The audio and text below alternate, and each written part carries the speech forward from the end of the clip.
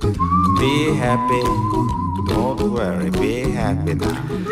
앞서서 문을 열면서 4대 의무 내지는 6대 의무를 말씀을 드렸는데요. 그중에서 중요한 걸 꼽으라면은 여러 가지가 있지만 다 중요하지만 납세의 의무를 꼽을 수가 있겠습니다. 국민이라면은 예외 없이 지켜야 할 의무죠. 그런데 최근 국세청에 납부할 능력이 있는데도 고의로 재산을 숨긴 체납자에 대한 강제 징수에 착수했습니다. 이런 체납자들의 사례를 살펴보면은 보통의 가벼운 계획 그리고 수법이 아닌데요. 오늘 돈워리 비해피 시간에서는 실제 사례 속의 법적 쟁점들을 살펴보도록 하겠습니다. 경제에 얽힌 법 이야기 알기 쉽게 설명해 주시는 이분 나와 계십니다. 홍세욱 변호사님입니다. 어서 오십시오. 네, 안녕하세요. 2주 만에 뵙네요. 네, 반갑습니다. 이게 굉장히 오랫동안 못 본 것 같은 그런 네. 기분이 듭니다. 이번 조사로 징수 예정인 체납자가 640명이 넘는다. 되게 많네요. 좀 주목하신 사례가 있습니까? 예, 이 악성 체납자 유형 국세청이 발표한 그 예. 사례들 보면 굉장히 창의적입니다, 정말. 예. 그 중에서도 한 3가지 정도 예. 좀 제가 좀 꼽아봤는데 우선 이제 첫 번째가 이제 상속 포기를 위장한 경우가 있습니다. 상속 포기처럼 했다. 예, 그렇죠. 예. 예, 그리고 이제 골프 회원권을 법인 명의로 빼돌린 경우. 그리고 예. 이제 세 번째인데 고가의 동산, 특히 이제 미술품 같은 예술품을 예. 자녀 등 지인 명의로 구입한 경우입니다. 이거 들으시고 따라하시면 안 됩니다. 네. 일단 사례 하나하나 살펴보겠습니다. 상속 포기를 위장했다. 사실 조금 잘 이해가 안 되는데 이게 어떤 상황인 건가요? 예, 먼저 이 국세청에서 이제 발표한 사례를 예. 말씀드리면 좀 이해하기가 쉬운데, 이제 A라는 사람이 있는데 이 A라는 사람이 부동산을 양도해서 상당한 시세 차익을 거뒀습니다. 그럼 이제 당연히 양도소득세를 내야 그래야죠. 되는데 예. 양도소득세를 납부하지 않았죠. 예, 그리고 이제 양도소득세를 체납하던 중에 이 고가의 아파트를 소유하고 있던 그 A의 어머니가 사망하셨습니다. 예. 그러니까 A는 이제 어머니의 아파트를 상속받게 되면 국세청이 이를 압류해서 이제 강제 징수를 당할 것을 그렇겠죠. 당연히 예. 우려했겠죠. 그렇겠죠. 예, 그래서 이제 A는 이런 그 국세청의 압류를 회피하고자 상속인인 다른 형제와 짜고 아파트에 대한 본인의 상속 지분을 예. 포기하기로 했습니다. 대신에 다른 형제로부터 상속분에 상응하는 현금을 따로 돌려받기로 한 거죠. 그래서 나중에 돈을 이렇게 받은 거다. 네, 그리고 이 현금을 자신의 배우자에게 지급하도록 해서 재산을 은닉한 경우입니다. 그러니까 실제로 법원에 상속 포기를 신고한 게 아니라 다른 상속인과 협의해서 상속을 포기한 것처럼 짰다라는 예. 말씀이신 거죠. 예, 그렇죠. 이러면 이게 어떻게 되는 겁니까 그러면은? 그러니까 보통 이제 상속이 예. 개시되면 민법에 따라 이제 법정 지분대로 상속되는데 예. 이때 이제 피상속인 그러니까 이제 돌아가신 분이죠. 돌아가신 분이 재산보다 빚이 더 많으면 뭐 상속 받더라도 빚만 떠안게 되지 않습니까? 그렇죠. 그럼 이런 경우 이제 상속을 원치 않는 경우가 생기는데 이런 경우에 보통 이제 민법상 상속 포기 제도를 활용해서 상속을 포기할 수 있는데 이 방법 말고도 상속인들끼리 협의를 해서 상속 비율을 달리 정할 수도 있습니다. 예. 그래서 이제 상속 재산 분할 협의라고 하는데 이 상속 재산 분할 협의를 통해서도 내 상속분을 받지 않겠다. 예. 이렇게 할 수도 있습니다. 근데 결과적으로 보면은 결국에 이 A 씨라는 사람 상속분을 포기한 상태인 거잖아요. 네네. 형식적으로는 상속을 포기했는데 이게 강제 진수가 됩니까? 예, 가능합니다.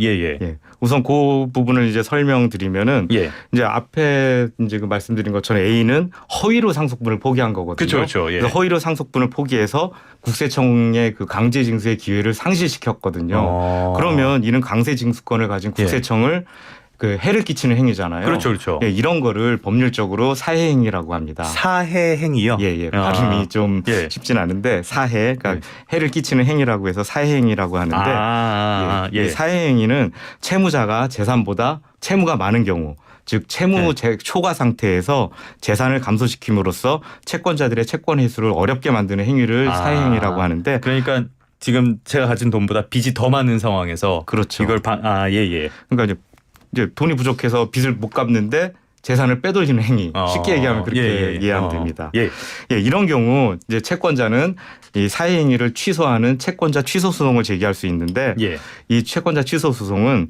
채무자가 빼돌린 재산을 채무자 명의로 다시 돌려놓는 소송을 말합니다.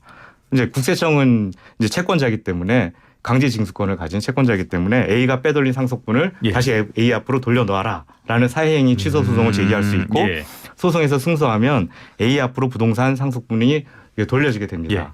그러면 이렇게 돌려놓아진 이제 상속분에 대해서 이제 강제 징수를 하게 되는 거죠. 시간은 좀 걸릴 수밖에 없겠네요. 그렇죠.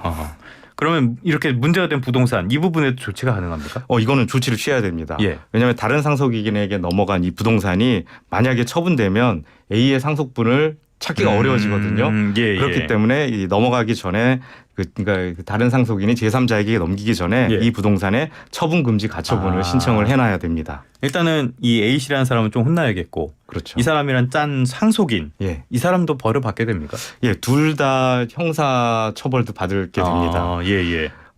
지금 이제 재산을 은닉한 행위잖아요. 예. 그러니까 재산을 은닉한 행위에 대해서 이제 조세범 처벌법 7조 1항에서 처벌 규정이 있는데 예. 체납 처분 집행을 면탈하거나 면탈하게 할 목적으로 재산을 은닉 탈루하거나 거짓 계약을 한 자에게 3년 이하의 징역 또는 3천만 원 이하의 벌금에 처한다 규정하고 있어서 A에 대해서는 이 규정에 의해서 처벌을 하게 되고 좀 약하다. 조금 예. 그리고 이제 사망에서는 이런 면탈 행위를 알면서도 방조하거나 승낙한 자, 그러니까 이제 가담한 상속인이겠죠. 이 자에게도 2년 이하의 징역 또는 2천만 원 이하의 벌금에 처한다고 규정해서 이 상속인도 이 범행에 가담한 상속인도 이제 고발할 수 있고, 그리고 이제 아까 보면은 현금을 자기가 받아서 자기가 챙긴 게 아니라 자기 배우자에게 지급했다 그러잖아요. 이 배우자도 이 조세범 처벌법상 체납 처분 면탈 행위로 처벌받을 수 있습니다. 아, 그렇군요. 예, 실제로 국세청은 이 배우자도 고발했습니다. 고발했습니까? 예, 고발했어요. 알겠습니다. 그럼 법에 단죄를 받았으면 좋겠습니다. 두 번째 사례로 가보죠. 아까 말씀하셨던 골프 회원권을 법인 명의로 경비 처리했다. 그다음에 개인 소유처럼 회원권을 이용한 경우, 이런 경우도 있었다고요? 예.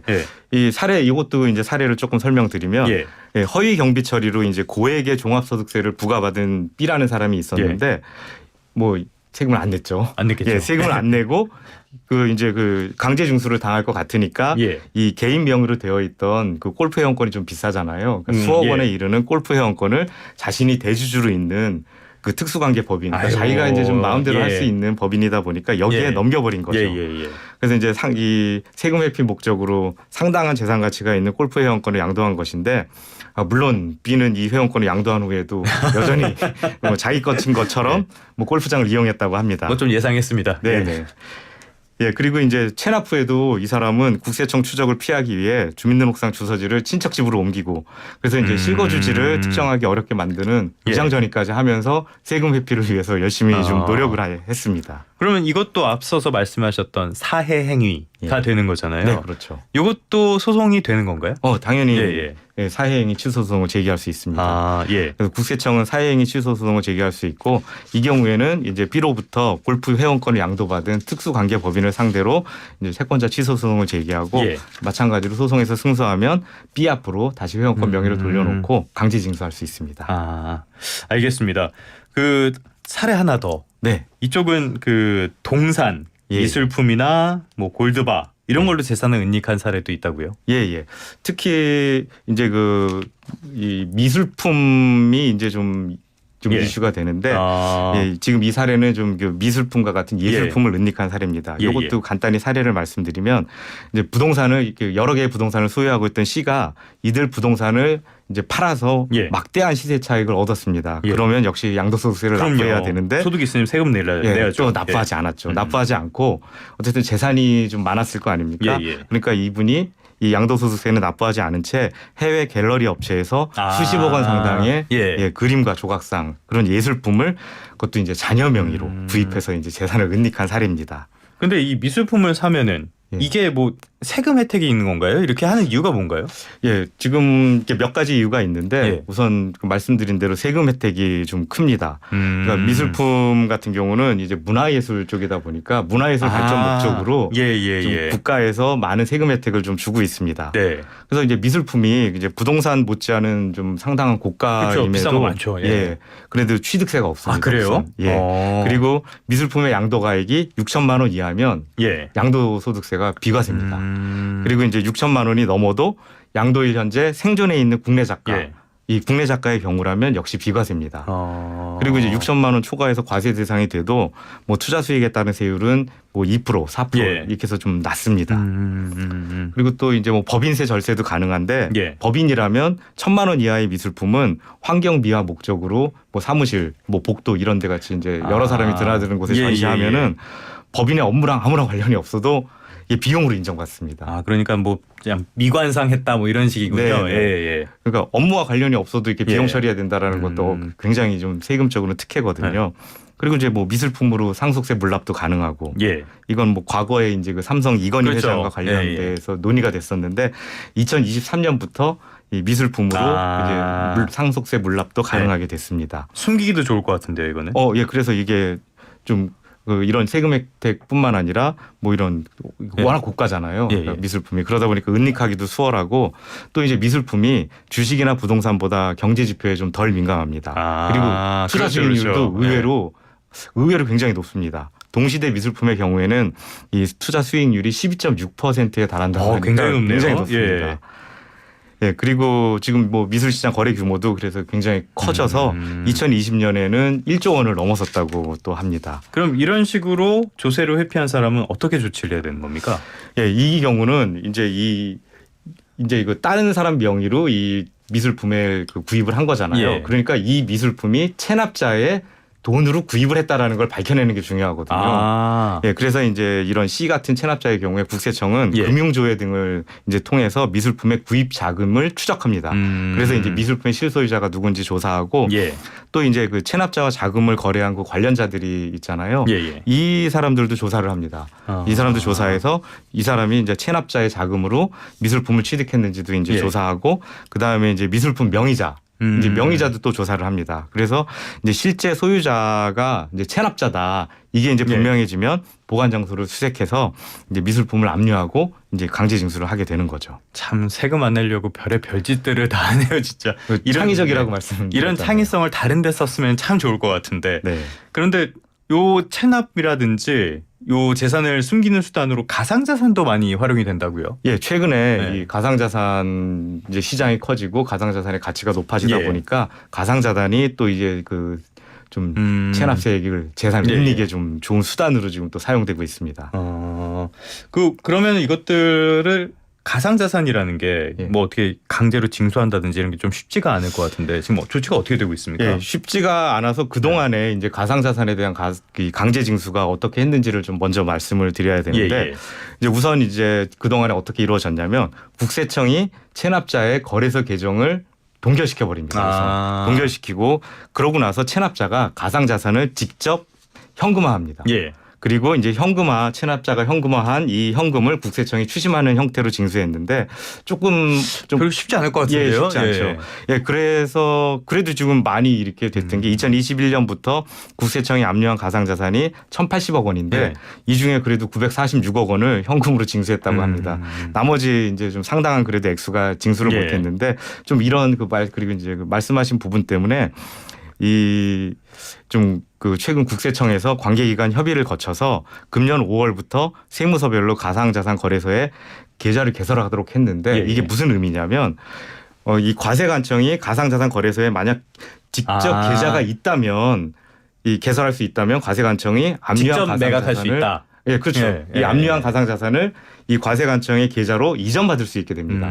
그러면 이제 쉽게 자기 계좌로 이제 들어온 이 가상자산을 쉽게 이제 매각까지 수월하게 할 수 있는데 그 동안에는 이제 그 계좌를 개설하지 못하다 보니까 앞서 말씀드린 것처럼 이 체납자가 직접 현금화하는 과정을 거치고 복잡한 과정을 그리고 쉽지 않아 왔는데 근데 그래도 이제 지금 금년 5월부터는 이제 이 가상자산 거래소에 계좌도 개설하고 그리고 이제 직접 매각하여 강제 징수할 수 있기 때문에 아무래도 이제 앞으로는 좀 가상자산도 쉽게 좀 강제 징수가 이루어질 것으로 기대되고 있습니다. 뭐랄까 사람들의 창의성을 제도가 빨리 못 쫓아가는 그런 느낌이네요.